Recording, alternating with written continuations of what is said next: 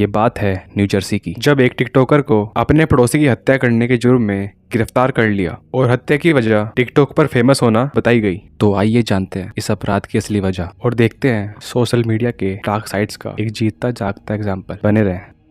Zachary लतैम एक 18 साल का नौजवान लड़का जो अपनी वाइफ सारा के साथ न्यू जर्सी रहा करता था। जैक की शादी कम ही उम्र में हो गई थी और इसलिए उसके अंदर आज भी एक बिगड़ा हुआ शैतान बच्चा छुपा था। जैक एक रिटायर्ड नेशनल गार्ड था, जिसका मतलब है कि उसने कई साल अपनी देश की मिलिट्री में काम किया था, लेकिन फिर उसने वहाँ से नौकरी छोड़ दी। लेकिन अब जैकरी फुल टाइम टिकटॉकर ही था। जैकरी को टिकटॉक पे वीडियोस बनाने का बहुत शौक था, इसलिए वो टिकटॉक पर बहुत ज़्यादा एक्टिव था। जैक को टिकटॉक बनाने का बहुत ज़्यादा शौक था, इसलिए वो हर दूसरे दिन कोई ना कोई वीडियो पोस्ट करता रहता था। जैक के टिकटॉक अकाउंट पर काफ़ी अच्छे फॉलोअर्स भी आ गए थे जो बहुत लॉयल थे। वो हमेशा उसकी वीडियोस पर लाइक और कमेंट जरूर किया करते थे। जैक अपनी टिकटॉक वीडियोस में हमेशा अपनी गाड़ी का शो ऑफ किया करता था और हमेशा ऑफेंसिव वर्ड्स लाइक मैं सबसे ज़्यादा ताकतवर हूँ, एंगर इश्यूज, मेरे पास एक गन है, I can drink more than you, मैं सबसे ज़्यादा तेज़ गाड़ी चला सकता हूँ, और ऐसे कैप्शंस उसके फॉलोअर्स को बहुत ज़्यादा पसंद आते थे। अब तक जैक की लाइफ में सब ठीक ठाक ही चल रहा था। फिर एक दिन जैक ने एक ऐसा फैसला लिया जिसने उसकी पूरी ज़िंदगी बदल दी। जैक ने फैसला लिया कि वो अपनी आगे की लाइफ अपने ग्रैंड पेरेंट्स के घर पे ही बिताएगा। उसके बाद वो और उसकी वाइफ सारा जैक के ग्रैंड पेरेंट्स के घर पे शिफ्ट हो गए और वहीं पे अपना जीवन बिताने लगे। जैक के लिए वो इन्वायरमेंट बहुत अलग था। नए लोग थे, नए पड़ोसी, नई जगह, और जैसे किसी भी इंसान को नए इन्वायरमेंट में ढलने में टाइम लगता है, ऐसा जैक के साथ बिल्कुल भी नहीं हुआ। वो वहाँ जाते ही ऐसे रहने लगा जैसे अपने घर में रहा करता था। उसे वहाँ रहते हुए कुछ ही दिन हुए थे और वो अभी से वहाँ के लोगों की आंखों में खटकने लगा था, जिनमें से एक थी डरम्स फैमिली। वो जैक के घर के पड़ोस में ही रहती थी। उस फैमिली में 4 सदस्य थे। घर के हेड विलियम डरम, उनकी वाइफ मिसिस कैरन और 2 बेटे। जैक अपनी गाड़ी अक्सर बहुत तेज और लापरवाही से चलाया करता था। फिर एक दिन जैक की शिकायत करने डरम्स फैमिली उसके घर पे आ गई। जैक ने उस वक्त तो सबसे माफी मांग ली और आगे से ऐसा ना करने का प्रॉमिस किया। सबको लगा अब सब ठीक है, जैक समझ गया है, पर नहीं। लेकिन जैक फिर से ओवर स्पीडिंग करने लगा। मिसिस कैरन को ये देखकर बहुत गुस्सा आया और उसने बीच रास्ते में जैक को रोका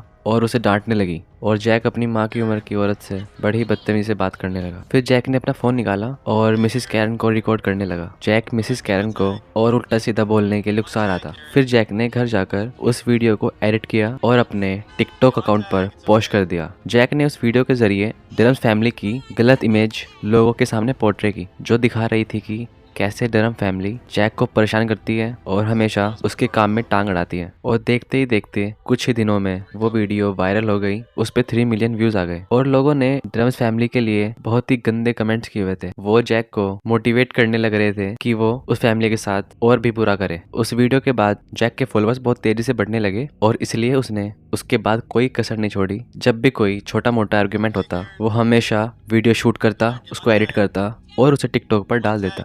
डरम फैमिली के बड़े बेटे को जब ये पता लगा, उसको गुस्सा आया और उसने जैक को बीच रास्ते में रोका और उसे गाड़ी से बाहर निकालने की कोशिश करने लगा।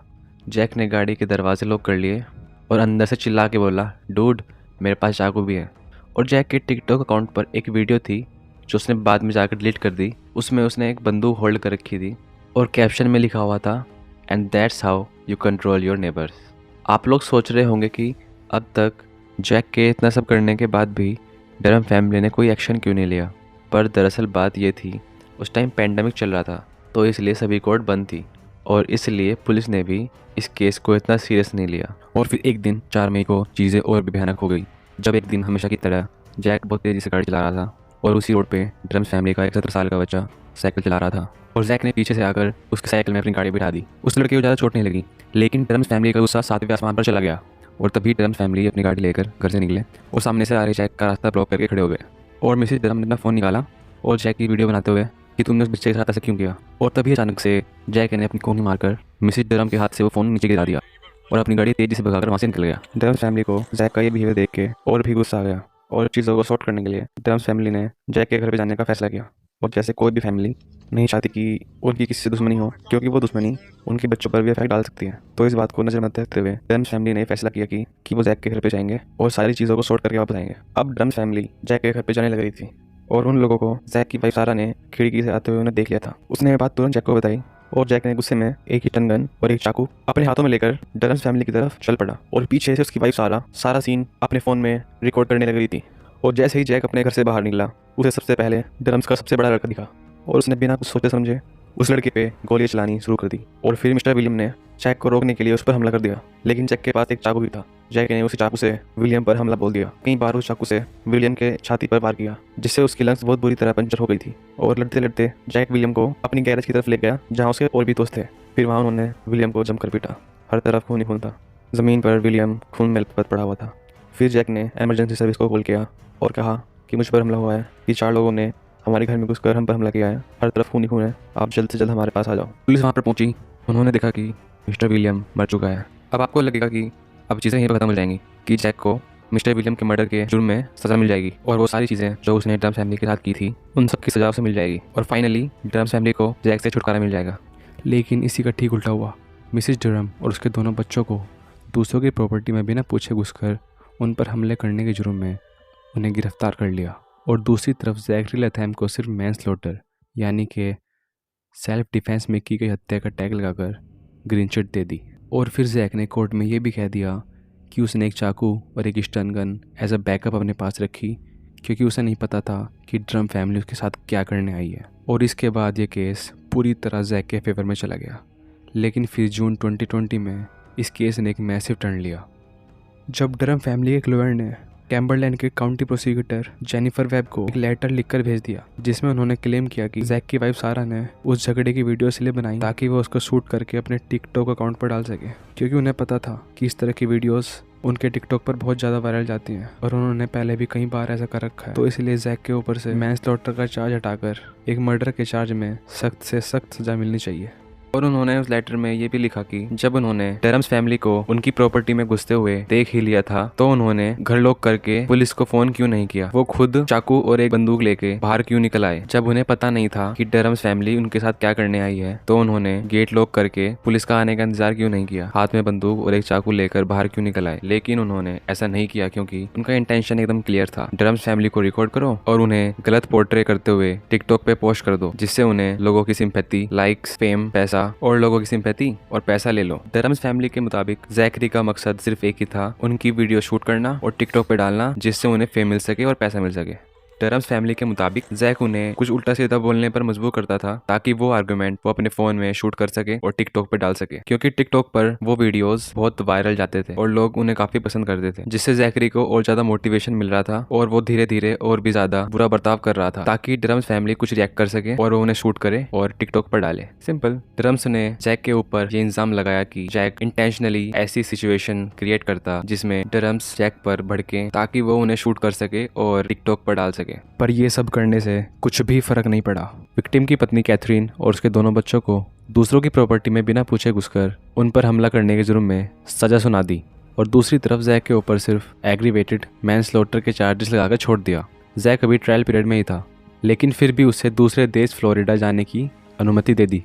जैक अब फ्रीली दूसरी कंट्री में घूम रहा था और दूसरी तरफ ड्रम्स फैमिली बुरी तरह इस केस में फंस चुके थे। मिसिस कैथरीन की लाइफ का ये सबसे बुरा टाइम चल रहा था, जिसमें उन्होंने अपना पति खो दिया और उसके बड़े बेटे पर 3rd डिग्री एग्रीवेटेड असॉल्ट और क्रिमिनल ट्रेसपासिंग के चार्जेस लगाकर जेल में बंद कर रखा था। मिसिस कैथरीन को संभालने के लिए भी कोई नहीं था, लेकिन उन्होंने कभी हार नहीं मानी और लगातार उसके पति के हत्यारे को सजा दिलाने के लिए संघर्ष करती रही। और दूसरी तरफ जैक को तो मानो कुछ फर्क ही ना पड़ रहा हो। इतना सब होने के बाद भी उसके मन में कोई पछतावे की भावना नहीं थी और वो इस केस के बारे में टिकटॉक पर पब्लिकली लोगों से बातें कर रहा था। और ये सब देखकर और लोगों ने भी अटेंशन पाने के लिए ड्रम्स फैमिली को बहुत ज्यादा गंदे गंदे कमेंट्स करे। जैकरी लथैम अपनी ऑडियंस को रोकने के बजाय और गंदे कमेंट्स करने के लिए उकसा रहा था। ड्रम्स फैमिली कैसे ना कैसे करके अपना टाइम काट ही रही थी, लेकिन ऑनलाइन जैक की ऑडियंस से उन्हें बहुत ज्यादा हेट पड़ने लगी और उनकी हालत बद से बदतर हो गई। जैक को कोर्ट से इस केस के बारे में पब्लिकली बात ना करने के ऑर्डर्स दिए थे, लेकिन इसके बावजूद भी जैक नहीं माना और उसने दूसरा फेक अकाउंट बनाया और इंस्टा पे दोबारा लोगों से इस केस के बारे में बातें करने लगा। मिसिस कैथरीन बस कैसे ना कैसे करके साइन कर रही थी, लेकिन एक दिन हद पार हो गई जब किसी एक बंदे ने ड्रम्स फैमिली का एड्रेस ऑनलाइन पोस्ट कर दिया। उसके बाद से ड्रम्स फैमिली की प्राइवेसी की धज्जियां उड़ चुकी थी। मिसिस कैथरीन से अब सहन नहीं हुआ, वो अपने वकील के पास गई और जैक के खिलाफ एक केस फाइल कर दिया, जिसमें उन्होंने क्लेम किया था कि जैकरी लथैम पब्लिकली इस केस के बारे में बात कर रहा है और ऐसा कर कर उसने कोर्ट के ऑर्डर्स का अपमान किया है।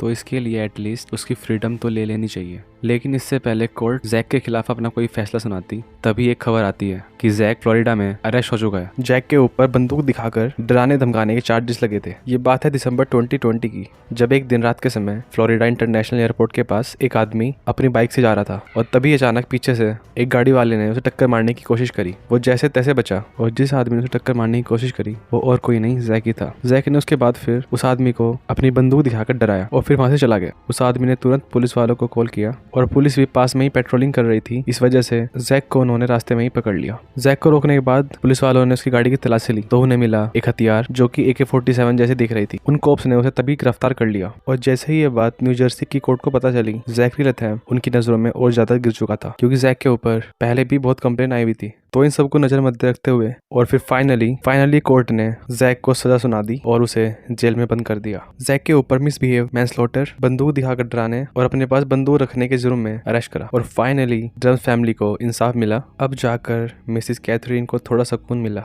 वैसे इस सब से ये सिद्ध नहीं हो जाता मिस्टर विलियम का मर्डर जैक ने किया है। ये केस अब भी चल रहा है और फाइनल फैसला अभी आना बाकी है। अभी तक मिस्टर विलियम के कातिल को पूरी तरह सजा नहीं मिली। एंड या दैट्स इट। ये केस सोशल मीडिया के डार्क साइड्स को दर्शाता है। ये दिखाता है कि हमारी अपकमिंग जनरेशन थोड़ी सी टेंशन और फेम पाने के लिए किस हद तक गिर सकते हैं। आपका इस केस के बारे में क्या ओपिनियन है, प्लीज हमें कमेंट सेक्शन में जरूर बताना। और जो व्यूवर्स इस चैनल पर पहली बार आए हैं उन सबसे रिक्वेस्ट है कि वीडियो पर लाइक और कमेंट जरूर करना, क्योंकि ये चैनल नया है और इसे ग्रो करने के लिए मुझे बहुत ज़्यादा सपोर्ट की जरूरत है। और मैं आप सबसे वादा करता हूँ कि मैं ऐसे इंटरेस्टिंग केसेस लाता रहूँगा। तो चलो यार, अब मिलते हैं अगली ऐसी ही इंटरेस्टिंग वीडियो में। तब तक के लिए बाय बाय।